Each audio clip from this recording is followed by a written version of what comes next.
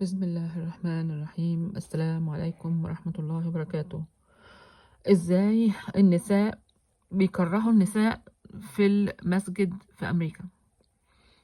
آم، رد السلام من ضمن الحاجات اللي بيعملوها انك انت تسلم، تخش تقول سلام عليكم ومحدش يرد عليك. ليه؟ لانه انا مانيش من الشلة يعني.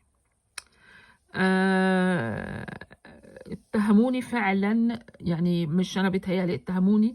جم كده قالوا لي احنا رحنا في رمضان في الويك اند فقط يعني.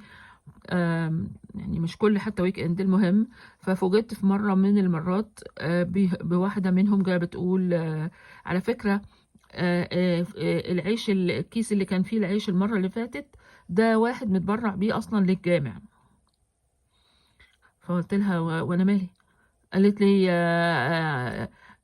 يعني انا فعلا كان معايا شنطة كبيرة حاطة فيها جاكيتات العيال والجاكيت بتاعي، علشان نخليهم يعرفوا يتحركوا براحتهم وما يبقوش حرانين. ما شاء الله. وهو يعني العيش ده ارخص حاجة في الدنيا اساسا. اوكي، ثم انا هعمل بيه ايه اصلا؟ هبيعه مثلا؟ هروح ابيعه؟ اقف على الناصية كده وابيعه؟ آم، بعد كده في بعد كده لا، هما دي اللجنة النسائية. لو انت حبيت او انا يعني حبيت ان انا اقول لهم على نشاط يعملوه الاطفال او ايا كان، تماما بيتجاهلوه تماما يعني. ما انا مش شلة بقى. وبعدين بعد كده لو حصل ان انا مثلا في رمضان دهوت جبت اكل او يعني حلويات او ايا كان، بيبصوا لها بمنتهى القرف. طبعا انا ولا يهمني. ليه؟ لان انا مش جايبه لهم الحاجه دي اصلا، انا جايباها لله، ده بيت ربنا اصلا. وبعدين بعد كده مره من المرات برضو احنا قاعدين في بيعملوا يوم ليله القدر، بيعملوا زي تبرعات او حاجه زي كده للجامع.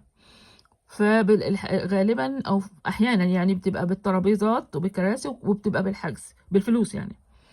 فانا رايحه وقاعده وجنبي ولادي وجارتي ومصريه برضو وجنبها ولادها و... ولسه هنمد ايدينا علشان ناكل اكل محطوط من قبل ما نروح احنا. ولقينا واحده ما نعرفهاش، وراحت الست بصلنا كده. ما هي دي نفس المشكله بقى، ما احنا برضو مش من الشله. وقامت شايله الاكل من قدامنا. يعني جارتي وقعت من الضحك. ليه بقى؟ لان انا ماسكه لقمه في ايدي وقدام مني طبق فيه حمص، والمفروض ان انا يعني اغمس البتاع عشان اديه لحد، اكل حد من العيال جنبي. وديت جت ما قالتش ولا كلمه، وراحت شايله الاكل ده بمنتهى البجاحه. طيب، هي دي بقى اخلاق الناس اللي انا باخد ولادي الجامع عشان يتعلموها؟ لا طبعا. لا، اللهم احفظنا يعني.